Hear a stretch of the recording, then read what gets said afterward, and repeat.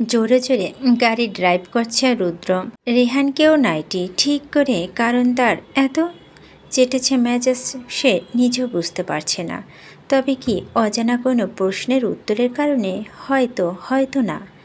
এত দ্রুত গাড়ি চালানোর কারণে 40 মিনিটের রাস্তা পার হলো মাত্র 30 মিনিটে। গাড়ি এসে থামলো সেই একই হোটেলে, RSC এর সামনে। নির্ধারিত 404 নাম্বার রুমে লক খুলে ভিতরে ঢুকলো সে। আজকে বিছানার ওপর একটা মেয়ে সেজেগুজে বসে আছে। রুমের লাইট জ্বলছে। রুদ্র পরপর দুবার জোরালো শ্বাস নিল, তাকালো মেয়েটির দিকে। একটু বাদে মেয়েটি মাথা তুলতেই 440 বলেছে শখ খেল রুদ্র। চমকে উঠল যেন, নিজে আওড়ালো, কি এটাই তো সেই মেয়েটা যার জন্য এইটুকু সময় এই হাল। রুদ্র রেগে বলল, হেই ইউ, আবার এখানে কেন এসেছ? কে এত সাহস দিয়েছে তোমাকে? মেয়েটি ভয় পেল, কেঁপে বলল, আমাকে তো শুভা ম্যাম ডেকেছে আজকের জন্য। রুদ্র ভালোভাবে তাকালো, খেয়াল করলো এবার। কই, এটা তো সেই মেয়ে নয়, এটা তো অন্য মেয়ে। তবে যে একটু আগে সে দেখল, কি ছিল সেসব? আমি কি চলে যাব স্যার? রুদ্র নিজেকে সামলে জবাব দেয়, না।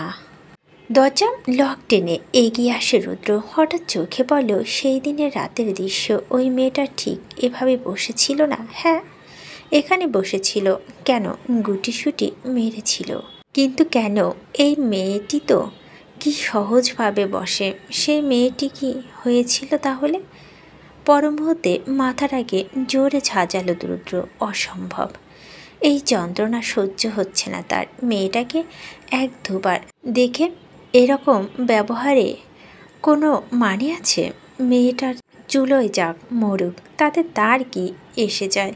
রুদ্র বিছানার উপর বসলো। মেয়েটির চোখের দিকে তাকাতেই সে যদি জলে ভেজা চোখ দুটো খুঁজে পেল যেন। আচ্ছা, সে রাতে মেয়েটি কেঁদেছিল কেন? আচ্ছা, জ্বালাতো। পরে তার চোখ ভেসে উঠল সে যদি বাচ্চা মেয়েটাকে খাইয়ে দেওয়ার সময় ঠোঁটে হাসিটুকু নেই। কি হচ্ছে এটা আমার সাথে? মাথা চেপে ধরল রুদ্র। কি হয়েছে স্যার? মেয়েটার কথায় চোখ তুলে তাকালো রুদ্র। কি আবার? ওই মেয়ে একদম তার সামনে বসে আছে, তাকে এত জ্বালিয়েও হচ্ছে না। আবার তুমি কি চাইছো? হ্যাঁ, কি চাইছো? এরকম দাঁড়িয়ে আছো, বের হও। I say get out from hair.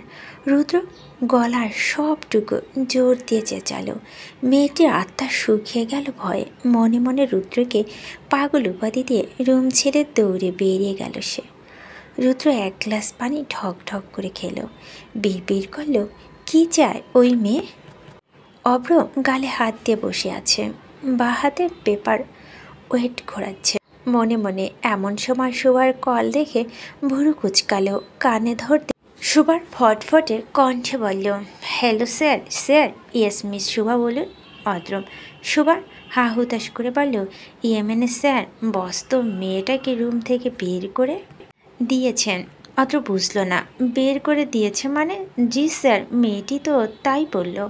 Sir নাকি খুব রাগারাগি করছে, ধমকেছে। এত জোরে কখনো ধমক খায়নি বলে মেয়েটি সেই থেকে নাকে চোখে জল দিয়ে কাঁদছে। নিশ্চয় মেয়েটি কিছু করেছে, না হলে শুধু ভাই বের করে দেবে কেন? ভাই তো নিজেই গেল। স্যার, আমিও তাই ভাবছিলাম, কিন্তু স্টাফরা অনেকেই স্যারের চিৎকার চেঁচামেচি শুনেছে। আর সব থেকে বড় কথা, মেয়েটি কিছু করলে স্যার আমাকে বলতেন, হুঁশিয়ার করতেন যেন এরকম না হয়। তা তো করলেন না। অভ্র বিভ্রান্তে পড়ল। রুদ্র, হয়েছেটা কি? ভাই কি বেরিয়ে গেছে ওখান থেকে? জি, কিছুক্ষণ আগে বের হলো। অত ছোট করে বলে, ওকে। সুভা তাৎক্ষণিক ধৈর্য হারা হয়ে বলল, স্যার আসলে কথা তো বলেনি। কি কথা? সুভা উদ্বেগ নিয়ে বলল, স্যার যাওয়ার সময় কড়া করে বলে দিয়েছেন উনি না বলা অবধি আর কোনো মেয়ে যেন এখানে না আসে। অত বিষম খেলো যেন, কেসে উঠল একেবারে। হতচকিত কণ্ঠে বলল, হ্যাঁ, অসম্ভব। কি যা তা বলছেন মিস শুভা? আই থিঙ্ক আপনার কোথাও ভুল হচ্ছে। শুভা প্রচণ্ড কনফিডেন্স নিয়ে বলল, না স্যার, সত্যি বলছি। অদ্র মাথা ঘুরছে। ঠিক আছে, আমি দেখছি। Okay sir. লাইন কেটে ফোনের দিকে তাকিয়ে থাকলো অব্র। ভাইয়ের হয়েছেটা কি? নিজে তো মেয়ে পাঠাতে বলো, নিজে আবার বের করে দিল। এখন আবার এসব কি শুনলাম? অদ্র দুহাত তুলে বলল, ইয়া খোদা, আমার ভাইয়ের ওপর যেন জিন ভূতের আঁচড় না পড়ে। পরের দিন সকালে আনুমানিক 11টা। সে যদি বাজারে গিয়েছে অনেকক্ষণ। আমির বাসার পেছনে বারান্দায় বসেছিলেন। সেখানে অনেকগুলো ফুল গাছের টব, দু একটা সবজি আছে। সে কিনে এনেছিল আর যত্ন করে লাগিয়েছিল সেজুতি। হঠাৎ ডোরবেল বাজল। সেজুতি এলো বোধ হয়। হুইল চেয়ার চালিয়ে সদর দরজার দিকে এগুলো আমি। দরজার নিচের দিকে সিটকেনি খুলে দিতেই হা হয়ে মিলে গেল সেটি। ওপাশে পকেটে হাত ঝুঁকে দাঁড়িয়ে থাকা সুদর্শন যুবকটি চিনতে পারলেন না তিনি। তবে চেনা চেনা লাগছে অনেক, কোথাও যেন দেখেছেন। খুব বেশি না ভেবে বললেন, আপনি? আপনাকে তো ঠিক চিনলাম না। রুদ্র ফুললি অ্যাটিটিউডের সাথে জবাব দেয়। রুদ্রসন চৌধুরী। নাম শুনে চিনে ফেলেন আমির। এই লোককে তো কয়েকবার টিভিতে দেখেছেন, পত্রিকায় পড়েছেন এর সম্পর্কে। নামি ব্যবসায়ী, অঢেল টাকা পয়সার মালিক। এত অল্প বয়সী ছেলে, এত সাফল্যের কথাই তো প্রতিনিয়ত নিউজ হয়। এত বড় বিজনেসম্যান, তার বাসা ঠিক কী জন্য আসবে? ব্যাপারটা ঠিক বুঝে উঠতে পারল না আমির। তবুও এসেছেন যখন, সে তো অতিথি। আমির খানিক পাশ ঘেঁষে গেলেন। রুদ্রকে বললেন, ভিতরে আসুন। রুদ্র ভিতরে ঢুকে চারপাশে একবার চোখ বোলালো। মধ্যবিত্ত বাসা ঠিক যেমন হয়, এটা ঠিক তেমনই। কোথাও কোনো বাড়তি কিছু নেই, যা দরকারি ঠিক তাই। দেওয়ালে কতগুলো হ্যান্ডক্রাফটেড কাজ টানানো অবশ্য। বসুন না। রুদ্র চশমার গ্লাস ভেদ করে আমিরের দিকে তাকালো। গম্ভীর কণ্ঠে বলল, আমি এখানে বসতে আসিনি। কি যেন নাম? সিথি? না না, সেজুতি। হ্যাঁ, সেজুতি। আপনার কে হয়? আমির বিচলিত কণ্ঠে বলল, আমার মেয়ে। কেন বলুন তো, কি হয়েছে? ডাকুন ওনাকে, আমার কিছু প্রশ্নের উত্তর চাই। ও তো এখন বাসায় নেই। আপনি আমাকে বলতে পারেন। রুদ্র চোখ ছোট করে বলো, বললাম না, প্রশ্নের উত্তর ওনাকে দিতে হবে। কোথায় গিয়েছেন উনি? কিছু জিনিস আনতে গিয়েছে। আসলে আমার এই অবস্থা, তাই বাজার থেকে শুরু করে রান্না বান্না সবটাই মেয়েটাকে সামলাতে হয়। আপনি বসুন না, ও চলে আসবে। রুদ্র তীব্র অহংকারে ফেটে পড়ে, বলে, অপেক্ষা করতে আমি পছন্দ করি না। আপনি বরং ওনাকে একটা কথা বলে দেবেন। কি কথা? রুদ্র এদিক ওদিক তাকাতে তাকাতে বলল, এটা যে দ্বিতীয়বার যদি রুদ্র রওশন পাঠানো তফা ভেতর দেওয়া হয়, তার ফলাফল খুব একটা ভালো হবে না ওনার জন্য। আর এক মুহূর্তে দাঁড়ালো না রুদ্র। গটগট করে হেঁটে বাসা ছেড়ে বেরিয়ে গেল। আমি নাক মুখ কুচকে চেয়ে রইল সেদিকে। হাঁটুর বসি ছেলের কি অ্যাটিটিউড! পয়সাওয়ালা হলে যা হয় আর কি, ভদ্রতা বলতে কিচ্ছু নেই। কিন্তু এমন উগ্র লোকের সাথে আমার মেয়ের কী দরকার? আর কোন তফার কথা বা বলছিলেন উনি? সেজুতিদের বাসা থেকে বেরিয়ে সোজা এসে গাড়িতে বসলেন রুদ্র। এলাকাটা বেশ নিরিবিলি। বিল্ডিংটার সামনে গাছ লাগানো অনেক। এত গরমে এরকম বৃক্ষছায়া শান্তিদায়ক হলেও রুদ্র সেই শান্তি উপভোগ করার সময় নেই, আর না আছে আগ্রহ। সে জানালা আটকে এসি অন করল। গাড়ি চালাতে চালাতে ভাবল, মেয়েটার বাবা পা নেই, কোনো কাজ করতে পারে না, তার মানে মেয়েটা কিছু না কিছু করছে। ব্যাপারটা ভাবতে গেলে ওটাই বোঝায় যায় যে দে নিডস মানি, অথচ আমার পাঠানো টাকাগুলো ফেরত দিল সেটা একবার নয়, বরং দুবার। কেন? কি কারণ? So called self respect. Rudra নিজেই হাসল, তাচ্ছিল্যের হাসি। আজকালকার মেয়েদের আবার সেলফ রেসপেক্ট, এরা টাকা ছাড়া কিছু বোঝে? আর তার উদাহরণ তো আমার হোটেলে আসা প্রত্যেকটা মেয়ে। পুরানো দিনের জমিদাররা নাকি মেয়েদের তুলে নিয়ে যেত, এক রাত রেখে ফেরত দিত, আবার অনেক মেয়ে সম্মান হারিয়ে আত্মহত্যা করত। এরকম মেয়েদের মাথা নুয়ে সম্মান করা যায়, অথচ এখনকার মেয়েগুলোকে দেখো, তাদের কি তুলে আনি আমি? না, উল্টো তারাই এসে ভিড় জমায় আমার সাথে থাকার জন্য। এক রাত থেকে 5 লাখ টাকা কামানো কম সুযোগ কোনো মেয়েরই হাত ছাড়া যায় না যে। লুভি এক একটা। আচ্ছা, কোনোভাবে কি এই সেজুতি মেয়েটার টাকার পরিমাণ কম হয়ে গিয়েছে? অত কত টাকা দিয়েছে সেটা তো জানিনি। যদি কম হয় তবে বাড়িয়ে দেব, ডাবল দেব আমি, কিন্তু কোনো মেয়ের দান নিয়ে রুদ্র রওশন বাঁচবে না। ওর মধ্যে মাথায় একটা কথা আসতেই রুদ্র তুষ্ট হাসল। ওয়াও, মিস সেজুতিকে নিয়ে ভাবতে গিয়ে হোটেলে সেই মেয়েটির কথা আমার একেবারে মনে পড়েনি। ব্যাপারটা খুব একটা খারাপ হয়নি। এমনিতেও সেই মেয়েটা আমার মাথা চিবিয়ে খাচ্ছিল। পরের বার পাই বারবার আমার সামনে আসা একেবারে খুঁজিয়ে দেব রুদ্রকে। জ্বলন্ত অগ্নিশিখা, তাকে ধরতে এলে যে নিজেকে পড়তে হবে। হুট করে মাঝ রাস্তায় গাড়ি থেমে গেল রুদ্রর। বারবার স্টার্ট করলে লাভ হচ্ছে না। রুদ্র বিরক্ত হয়ে নেমে এলো। গাড়ির সামনে ঢিকি খুলে বুঝে উঠল না কিছু। অনেকক্ষণ খুঁটিয়ে খাটিয়ে দেখে বুঝলো ইঞ্জিনের দুরবস্থা। আজকে ড্রাইভার ছাড়া বেরিয়েছে, আর আজকেই অবস্থা। ডিসকাস্টিং।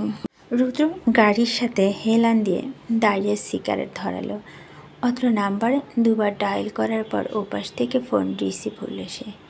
কোথায় থাকিস তুই? কতবার কল করতে হয়? সরি ভাই, শাওয়ার নিচ্ছিলাম। শোন, আমার নিয়ে আসা গাড়িটা খারাপ হয়ে গেছে।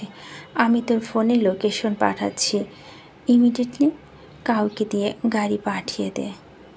ওকে ভাই, আমি পাঠাচ্ছি। 10 মিনিট হলো গাড়ি আসার নাম নেই, অবশ্য আসার কথাও না।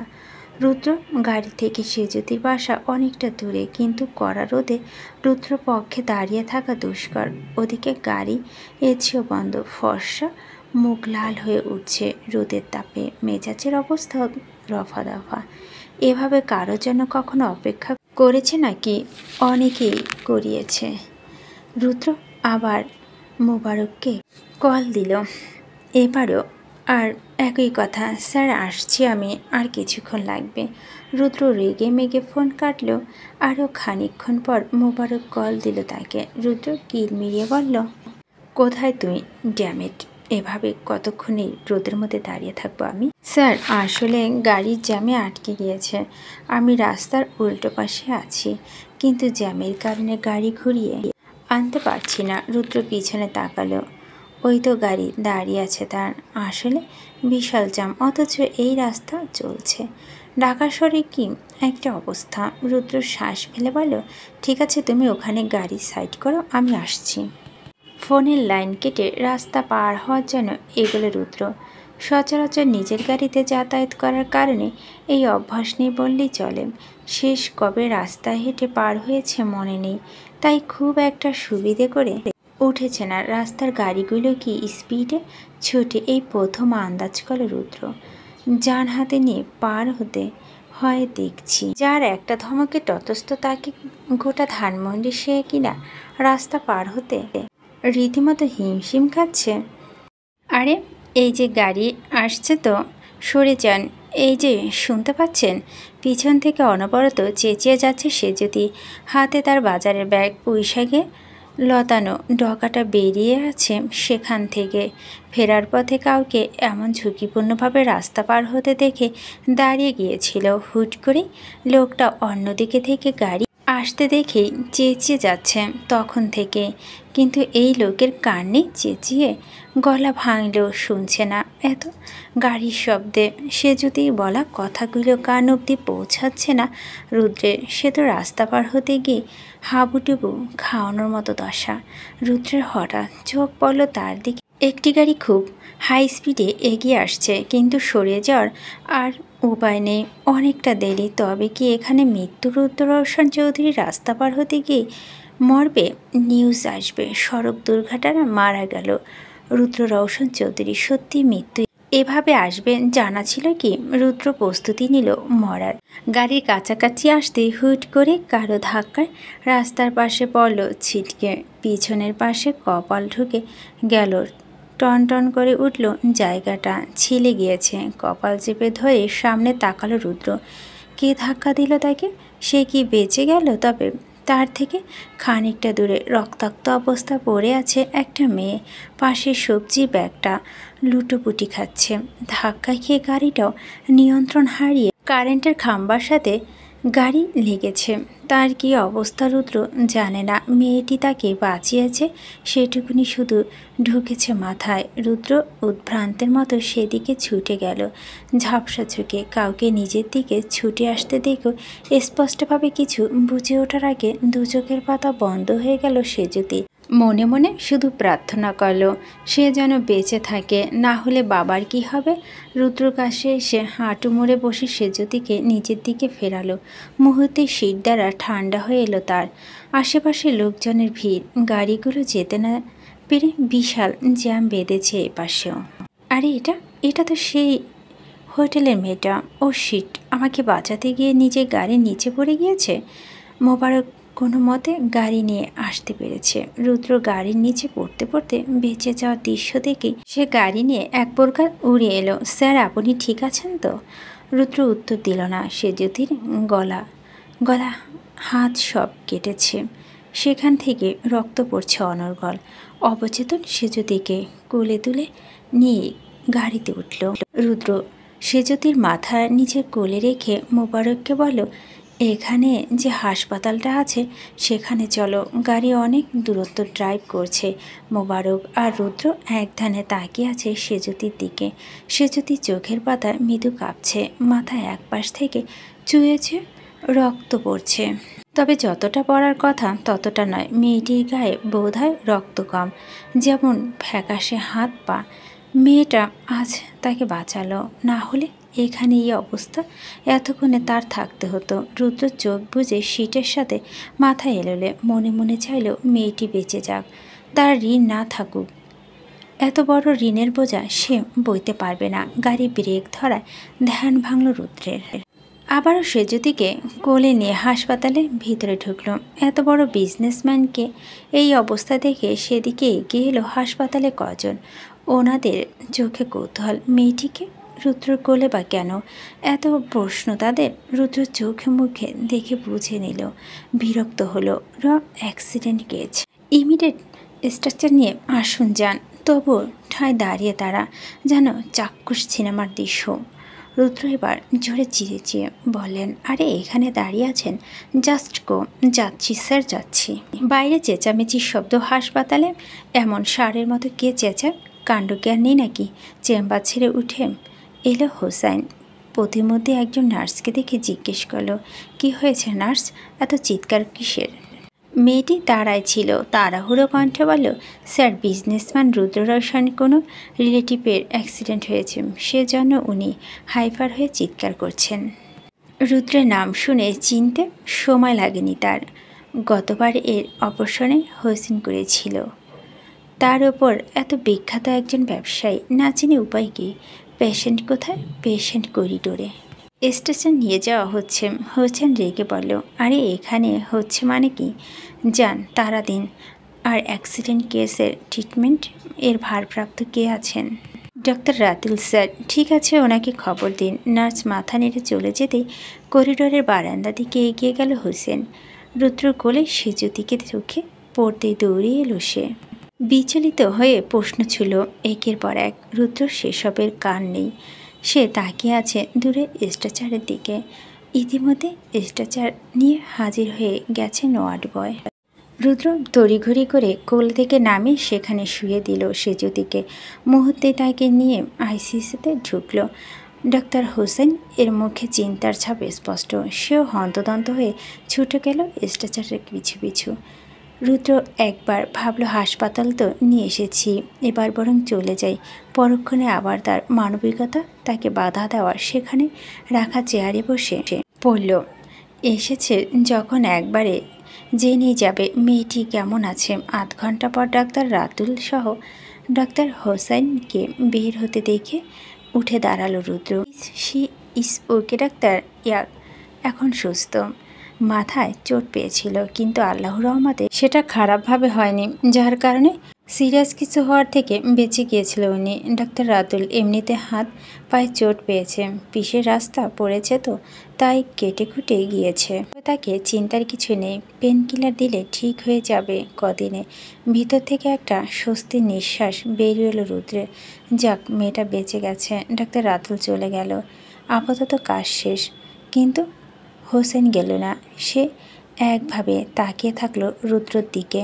রুদ্র হাসপাস বুঝে উঠল না তিনি। মিস্টার রওশন, ওকে আপনি কোথায় পেলেন? আর ওর এই অবস্থা বা কী করে হয়েছিল? রুদ্র ভুরুকুটি করে বলল, ওনাকে আপনি চেনেন? হ্যাঁ, আমার বন্ধুর মেয়ে। রুদ্র ছোট করে বলল, ও আসলে আমাকে বাঁচাতে গিয়ে নিজে গাড়ির নিচে পড়ে গিয়েছিল। হোসেন মাথা হাত দিয়ে বলে, ও মাই গুডনেস, কতটা রিস্ক নিয়ে ফেলেছিল মেয়েটা। আমি তো ভাবতেই পারছি না। এই মেয়েটা এই একটাই সমস্যা, কখনো নিজের কথা ভাববে না, সব সময় অন্যের ব্যাপারে ভাবছে।